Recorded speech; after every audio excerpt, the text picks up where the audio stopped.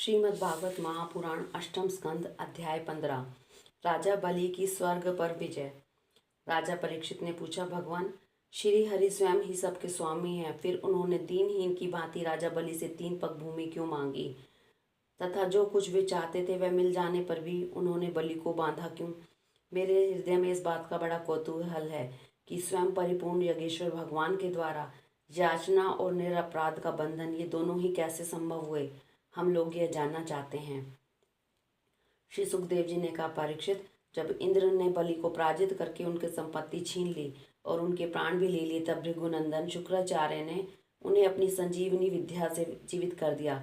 इस पर शुक्राचार्य जी के शिष्य महात्मा बलि ने अपना सर्वस्व उनके चरणों पर चढ़ा दिया। तब वे तन मन से गुरु जी के साथ ही समस्त भृगुवंशी ब्राह्मणों की सेवा करने लगे। इससे प्रभावशाली भृगुवंशी ब्राह्मण उन पर बहुत प्रसन्न हुए। उन्होंने स्वर्ग पर विजय प्राप्त करने की इच्छा वाले बलि का महाभिषेक की विधि से अभिषेक करके उनसे विश्वजीत नाम का यज्ञ कराया।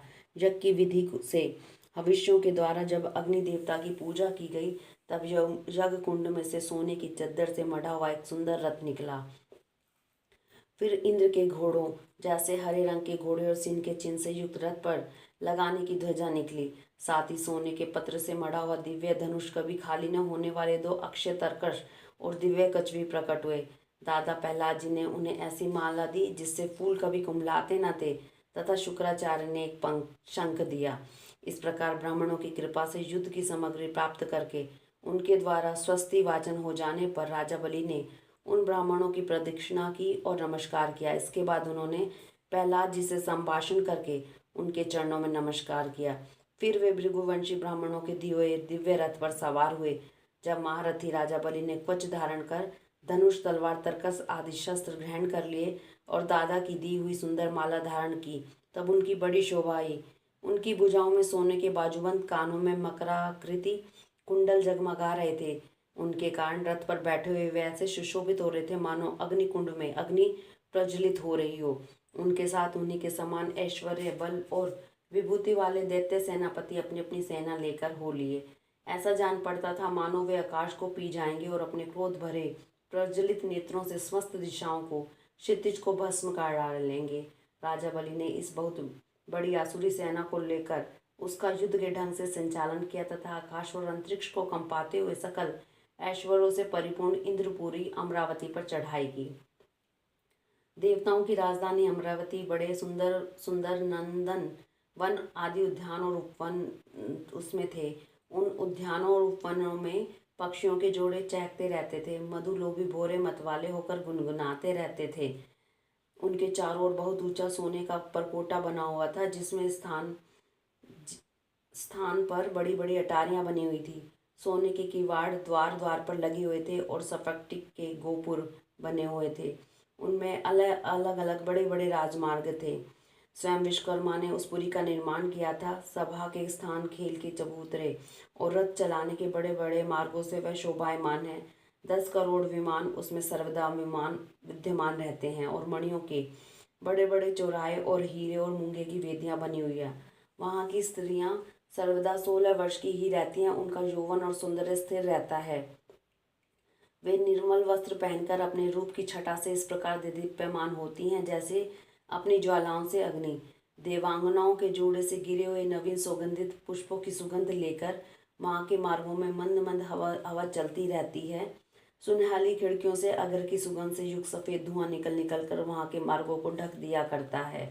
मृदंग, शंख, नगाड़े, ढोल, वीणा, बंसी, मजीरे, सृष्टियाँ बजती रहती हैं। गंधर्व बाजों के साथ गाया करते हैं और अप्सराएं नाचा करती हैं। इससे अमरावती इतनी मनोहर जान पड़ती है मानो उसने अपनी छटा से छटा की अधिष्ठात्री देवी को भी जीत लिया है। उसी पुरी में अधर्मी, दुष्ट, जीवद्रोही, ठग, मानी, कामी और लोभी नहीं जा सकते। जो इन दोषों से रहित है वे ही वहाँ जा सकते हैं। असुरों की सेना के स्वामी राजा बलि ने अपनी बहुत बड़ी सेना से बाहर की ओर सब ओर से अमरावती को घेर लिया और इंद्र पत्नियों के हृदय में भय का संचार करते हुए उन्होंने शुक्राचार्य के दिए हुए महान शंख को बजाया। उस शंख की ध्वनि सर्वत्र फैल गई। इंद्र ने देखा कि बलि ने युद्ध की बहुत बड़ी तैयारी की है। अब सब देवताओं के साथ वे अपने गुरु बृहस्पति जी के पास गए और उनसे बोला, भगवान, मेरे पुराने शत्रु बलि ने इस बार युद्ध की बहुत बड़ी तैयारी की है। मुझे ऐसा जान पड़ता है कि हम लोग उनका सामना नहीं कर सकेंगे।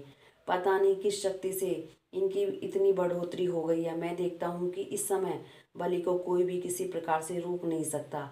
वे प्रलय की आग के समान बढ़ गए हैं और जान पड़ता है कि मुख से इस विष को पी जाएंगे, जीभ से दसों दिशाओं को चाट जाएंगे और नेत्रों की ज्वाला से दिशाओं को भस्म कर देंगे।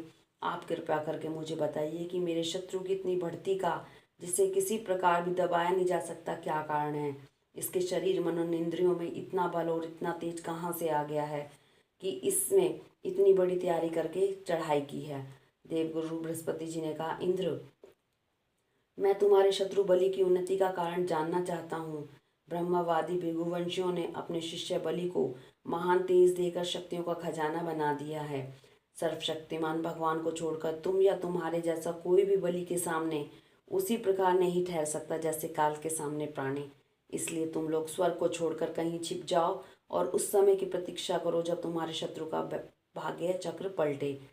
इस समय ब्राह्मणों के तेज से बलि की उत्तरोत्तर वृद्धि हो रही है। उसकी शक्ति बहुत बढ़ गई है।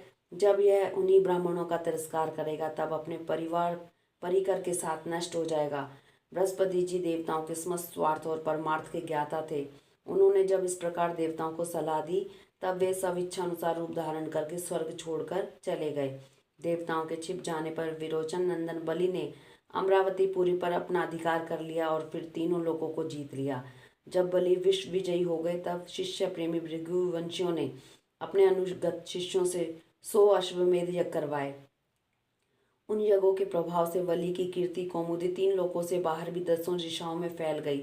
वे नक्षत्रों के राजा चंद्रमा के समान शोभायमान हुए।